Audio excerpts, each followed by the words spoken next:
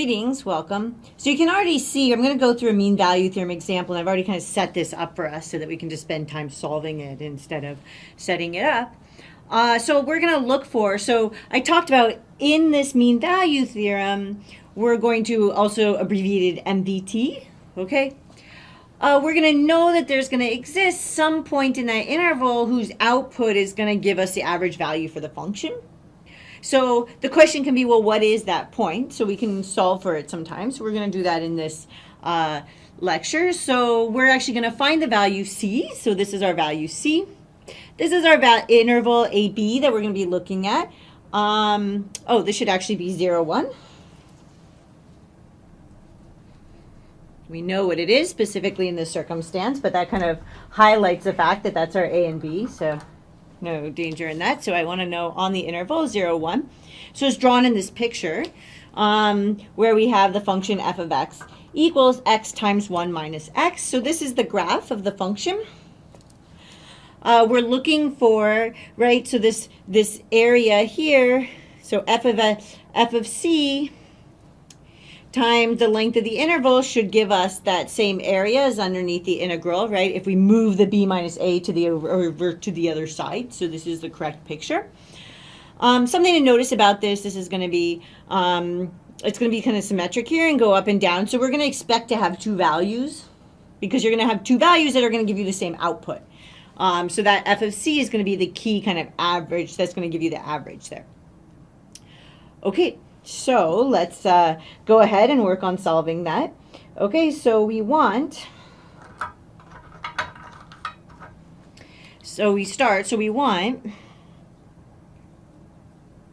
right, so what we're aiming to have is that this f of c,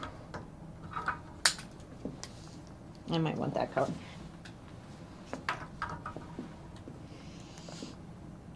So we want to use that this f of c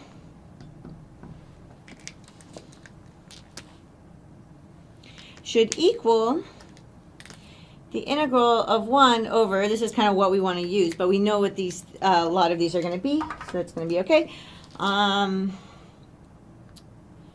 B minus a of the integral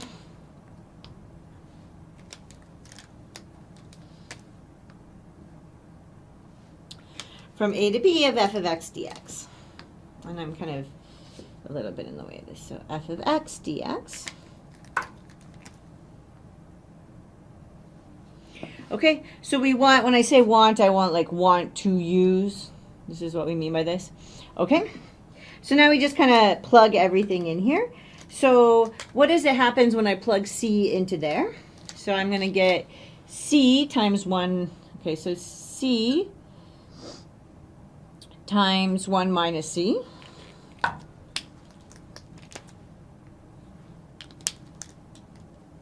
Because this is how this function works. Actually, this should be blue.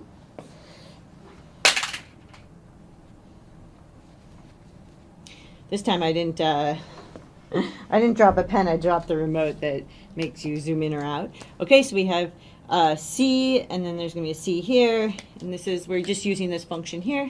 It's kind of clear if I, okay, so I plugged in the f there, and then on the other side I have this is going to equal 1 over, and then we have our b minus a, so that's our 1 minus 0.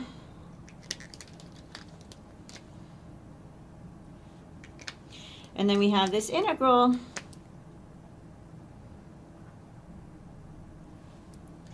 from 0 to 1. And now we can put in our f of x, so that's just going to be from up there again. So this is x times 1 minus, I'm having troubles writing things correctly, 1 minus x dx. Okay, like this. Oops. This is coming a little bit off the side. I made a new mark for myself so I know how far I can go, and then I didn't look at it. Okay. There we go. That should stay in now. Okay.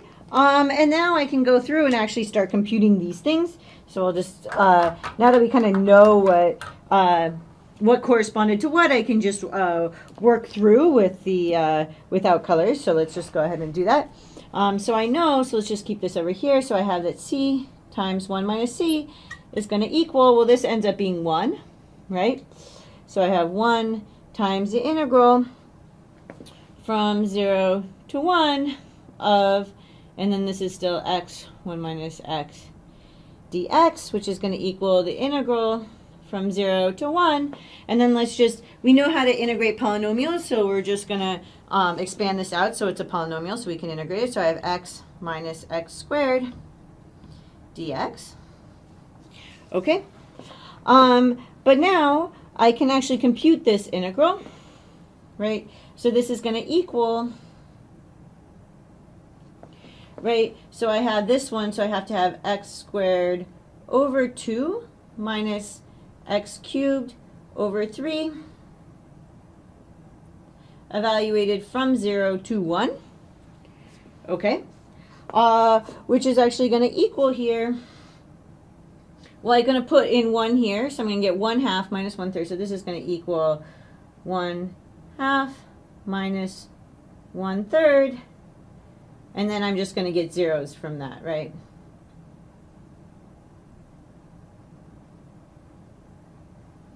So this is all going to equal 1/6. Okay. So I kind of did that over there. Oh, again, I'm using the wrong, how much can you see?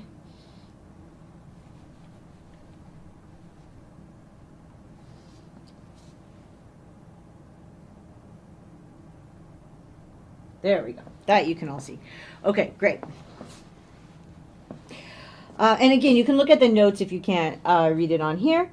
Okay, so then let's keep on working through from here. So to the next step. So now I'm going to go, so I have c times 1 minus c equals 1/6, right, from all of that, which gives me that c minus c squared equals 1/6. Which gives me that, so now this is just a quadratic, so I can bring it all to one side, so I can get, I'm actually kind of bringing it to that side, but this is just a quadratic. I'm just bringing everything to the same side.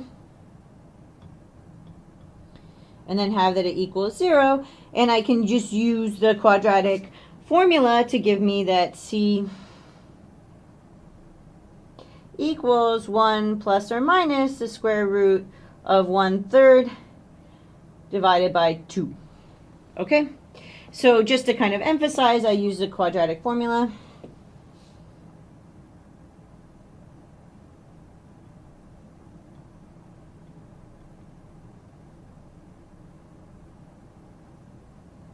Okay.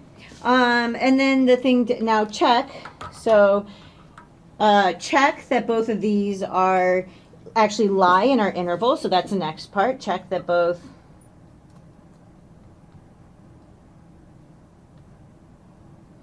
are in 0, 1, which they are. So I get a final answer, which is that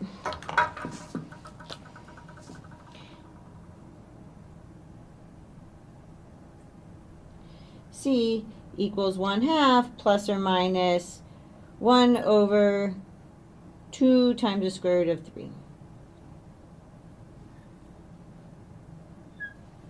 Okay? So this is an example where we kind of work through to understand. I think that sometimes actually working through these examples helps you kind of a little bit to understand how to focus in on the different parts of the theorem, even if you wouldn't maybe need to know where the value c lives. But even still, having had to work through it kind of might imprint in your mind that you're actually looking for an x value. I didn't ask you for the f of x value, things like this. So it can be really good to kind of go through these examples. But the emphasis is that, okay, so but we can do this where we actually do solve for the c. That gives you the, so that f of c is the average value. So this is kind of what we want. We just kind of plugged in our functions. And then we're solving for the c, so I don't have anything to plug in there, but I do have the 0, 1 from the interval and my f of x there. And then I just start solving. So this equals, that's just 1 over 1, so that's 1 there. I didn't do anything here. Now I start to integrate. Why did I multiply this out? Because it becomes a polynomial, and then it's easy to deal with.